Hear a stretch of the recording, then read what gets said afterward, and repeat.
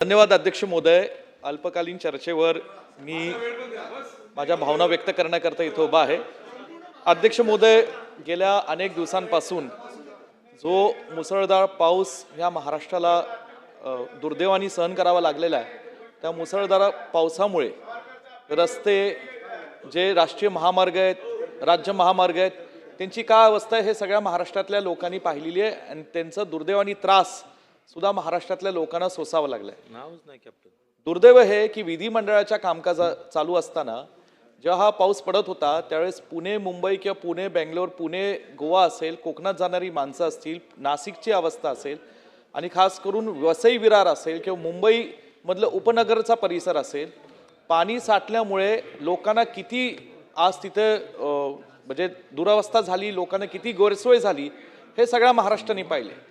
रस्त्यामध्ये जवळजवळ 10-10, 12-12 तास लोकांना गाडीत रस्त्यांच्या अवस्थेमुळे 10-10, 12-12 तास स्वतःच्या गाडीत बसावं लागलं. आज या ठिकाणी रेल्वे ठप्प पडले. मला दुर्दैव ह्याचं असं या ठिकाणी उल्लेख करायचा आहे की ही जी कामं आहेत ही गेल्या काही वर्षांपूर्वी राज्य शासनाने मोठा गाजावाजा करत या राज्य शासनाने सांगितलेलं होतं की आम्ही हजारो कोटींचा खर्च करत हे लोकांच्या सोयीसाठी हे रस्ते करतोय, ह्या दळणवळणाच्या व्यवस्था करत आहोत. परंतु ते व्यवस्था करत असताना त्याच्यावर कुठं क्वालिटी चेक झालाय का? आज कोट्यावधी रुपयाचा निधी, एक मिनिट अध्यक्ष महोदय, मला एक महत्वाचा विषय माझ्या जिल्ह्यातलाही मांडायचा आहे. कोट्यावधी रुपयाचा निधी हा रस्त्यांवर खर्च केला जातो. पुणे बेंगलोरची अवस्था बघा, हा राष्ट्रीय मार्ग आहे, पुणे कोल्हापूर राष्ट्रीय महामार्ग आहे, आज तिथे सगळे रस्ते हे खड्ड्यांनी भरलेले आहेत. मग कुठंतरी क्वालिटी चेक होत नाहीत आणि म्हणून या राज्य सरकारने त्याच्यावर गांभीर्याने दखल करणं अत्यंत आवश्यक आहे.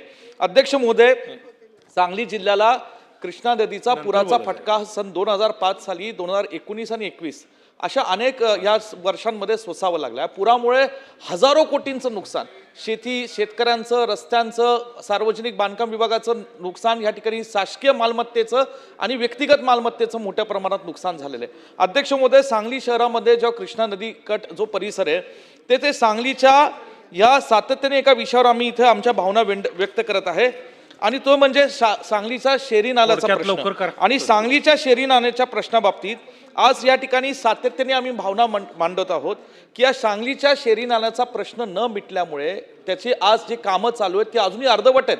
तिथलं जे काही सांडपाणी आहे ते सगळं पुराचं घाण असणारं पाणी कृष्णा नदीत जातं आणि त्याच कृष्णा नदीतल्या पाणीची व्यवस्था पुन्हा लोकांच्या पिण्याच्या पाण्यासाठी व्यवस्था करावी लागते.